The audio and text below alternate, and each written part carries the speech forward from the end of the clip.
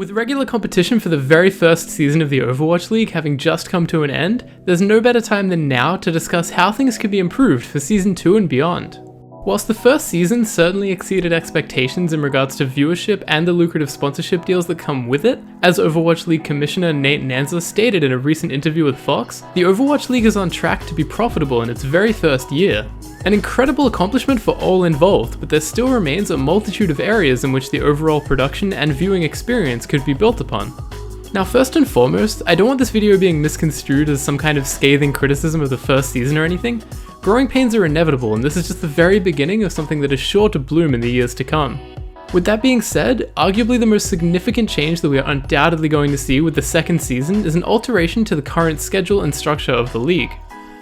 The first season saw 12 teams each competing in 40 regular season matches, along with additional playoff games for those eligible.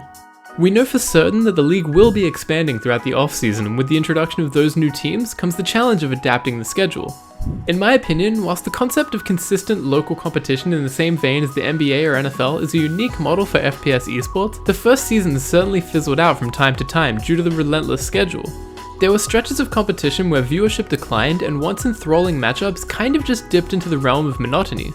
There's an alluring quality to cheering on your team week by week, but given the current state of balance across the standings, combined with the fact that teams did not have ample time to prepare for one another, too many matches quickly became much of the same. From my perspective, teams were simply competing too frequently for the level of competition to consistently rise. A potential fix to this could be to spread the season out a little, reduce the number of unique matchups, and instead increase the size of each series. As it currently stands, each team has 2 battles to focus on each and every week. That is not a lot of time to work with at all, and we see that underscored time and again when teams come into certain matches underprepared or take one of the 2 games lightly, for instance. Perhaps if things were spread out a little better, if teams had more downtime between each match, we would inevitably see a higher quality of competition. There's a plethora of other positive factors that would accompany this change as well. Each game could be given ample time in the spotlight as opposed to flying under the radar or kind of blurring together as many did throughout the first season. Absence makes the heart grow fonder, and I truly feel as though we need to be doing a better job of building up each match in the future. With time to breathe, we could focus on promoting more storylines, giving viewers a real desire to tune in as much as possible. The longer breaks between matches would also certainly help to reduce the burnout that almost every team experienced to some degree at one point or another this season. It may sound drastic at first, but perhaps even halving the number of games for each team could be the way to go. Having teams compete in best of 7s or hell, even best of 10s as opposed to best of 5s would be a great way to ensure that teams are really dialed in on one another. There's nothing else to focus on that week, just one moment in the spotlight to hone your skills and leave no doubt as to which team truly is the better of the 2 on that given day. Now with this increase in map count, the daily schedule would have to be shifted around too. I don't think you could possibly justify running 3 incredibly lengthy matches 4 days a week, and with the total number of teams still up in the air, let's just assume that we continue with the 4-day week for argument's sake. Dropping to 2 longer matches a day could be a significant improvement. This would pit a total of 16 teams head to head across the 4 days without players ever having to stress over the intensity of their schedule ever again. Throughout the first season, players were often vocal about their displeasure with the structure as time and again, we saw that a team could compete in the final match of a Thursday for instance, and then compete in the very first match on the Friday, giving them very little time in which to decompress and set their sights on the new task ahead. Those scheduling issues could easily be resolved with a simpler 1 match a week format. This idea could also prove beneficial when considering the notion of home and away games in the very near future. We're still not quite sure as to how things will roll out, so conjecture aside, I think we can all agree that the huge amount of proposed travel time would quite simply be impossible under the current season structure. Now another change that I would like to see implemented as soon as Season 2 would be an adjustment to the layout of the stage playoffs. Again, I think this is mostly down to growing pains as we saw some pretty horrendous scheduling with the very first stage playoffs that was quickly rectified from Stage 2 on. If you cast your mind back, there was that one day at the conclusion of Stage 1 where we saw the stage playoff matches on the very same day as other regular competition. Everyone was exhausted by the end of it, and Nate Nanza even took to Twitter to explain that it would never happen again. That being said, once again it all seems to boil down to the level of competition, but I truly believe that the stage playoffs this year were less enticing due to the extremely limited window of time for teams to prepare. If the stage playoffs were moved back a week, it would not only give teams a more legitimate chance to prepare, but also allow time to generate legitimate hype. Currently, the stage playoffs kind of feel like an afterthought, and that's not a good thing. And this bleeds into my next point. With such a rushed schedule that we're currently accustomed to, there's minimal time in which to properly promote the matches. A big factor that the league is missing is pre- and post-match press conferences. Now perhaps allowing these for every single match would be quite excessive, but for the stage and season playoffs, I think we need to be giving teams this time on a public platform to properly express themselves and form deeper bonds within the community. This is when players and coaches alike are most real.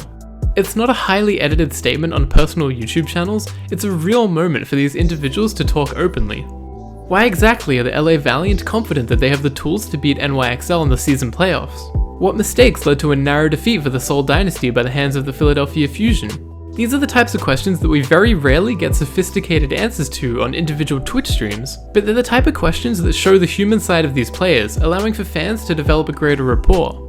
Seeing icons celebrate wins and handling defeat is all a part of why we cherish the sporting experience. It's an integral part of the story that we're witnessing, and if the Overwatch League truly wants to strive for the mainstream, I think it's a hugely important factor. It's unfortunate that this is even still a conversation in 2018, but we do still need to show the mainstream media that video game competition has evolved. We need to be doing more to show that these players are consummate professionals who train and prepare for matches at all hours of the week, no different to a physical sporting athlete in their prime. This would be the most natural outlet in which to do so, in my opinion. Now moving on, another improvement that I would like to see is a complete overhaul to the All Access Pass. I don't mind at all that it's a premium paid service, that's totally fine, it's optional, no one is forcing you to buy in. What I do mind though is just how lackluster the current service actually is. And again, I want to emphasize the fact that this was very clearly a last minute thing that Twitch themselves requested, so the service is going to experience some growing pains. Despite this though, one can't help but wonder why they wouldn't have just held off for the time being, until the service was truly worthwhile. The post-match interviews with certain players are a nice touch, but harkening back to the previous point, these are always very basic and often irrelevant questions sent in by fans and sorted by the league. Not much room for true insight there. A way to continue to improve the service would be to implement the ultimate customizable viewing experience. I'm not even going to pretend to understand the logistical challenges that this will propose, but having seen certain games like Call of Duty achieve this in the past on MLG's completely free streaming service of old, I don't see why it wouldn't be possible. Activision owns MLG after all. They've done this before and I don't see why it's impossible to implement into Overwatch. It might be difficult, sure, but it's something that should be achieved over time. Viewers who pay that premium fee should be able to click through to any player that they so wish. There's days where maybe I just want to watch a full match from the perspective of Jonak or Fisher, for instance. Maybe sometimes I want to listen in on voice comms as opposed to commentary, or perhaps nothing but game sound at all. What if I just want an overhead view of the map at all times so that I can later go back and easily analyze positioning throughout teamfights? These should absolutely all be options given to those willing to pay for the premium product. And now this might be even more difficult to pull off, but it would be great if these options were present at any given time, not just when the stream is live. I truly wish I could go back to a marquee matchup in Stage 2, watch from a specific player's perspective, jump ahead to their most recent match in Stage 4 and compare just how much they've improved over time. Speaking of diving into specifics, publicly available statistics cannot come soon enough. The fact that the regular season concluded and the only true way of acquiring the most meaningful statistics is to go through a third-party source such as Winston's Lab or even Reddit is kind of insane. If you're not able to watch along live and track statistics with the extension in Twitch, that information essentially disappears for the public. In fact, one of the very best ways to consume statistical information for those of us without insider access is to wait and see what is discussed on Watchpoint each and every week. That is just not at all how things should be. Perhaps this is yet just another aspect that can be attributed to growing pains, as the official Overwatch League website did just in fact launch their statistical page after months of no comment, but as it currently stands, the publicly available statistics are severely limited in comparison to the likes of Winston's Lab. This should definitely be a big focus moving forward. Now this is more of a minor thing in contrast to some of the other improvements listed here, but whilst I think less is more is a good approach for total matches, we should be focusing on putting out more substantive content in my opinion. Currently, analysts are utilized on the desk twice a week. In their off time, plenty of them are often streaming, and Sideshow typically has gone above and beyond of late, producing his own written and video content. But there's definitely a void in regards to official Overwatch League output that they could definitely be filling. Similar to Watchpoint, why don't we have the 4 analysts having their own talk show each and every week, where they can really dive into the nitty-gritty and discuss statistics at a much slower pace than on Watchpoint? A show where they can really dive into the minutiae of Overwatch and discuss topics ad nauseum. There is only so much that they can highlight in between maps. I think that there's certainly an audience for it, and it gives the analysts a platform outside of their 2-day schedule to share their acumen and help educate the Overwatch community.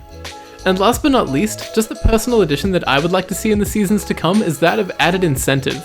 It would be a nice touch to not only give the players something to strive for outside of wins each and every match, but also give the viewers even more of a reason to tune in.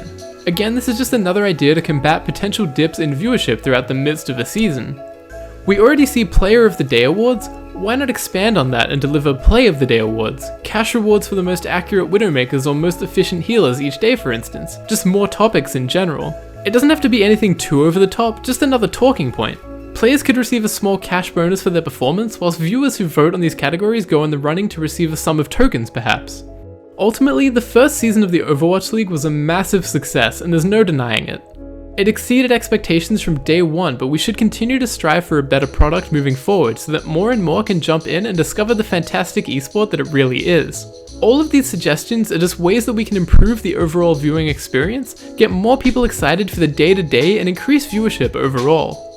I'm excited to see just how drastically things change over the course of the next few months as we see the announcement of new teams and presumably a new schedule, and I'm also excited to hear what everyone else in the community thinks. What improvements would you like to see implemented in Season 2 and beyond? Let me know your thoughts down in the comments below, but as always, thanks for tuning in, I hope you enjoyed the video, and I'll see you in the next one.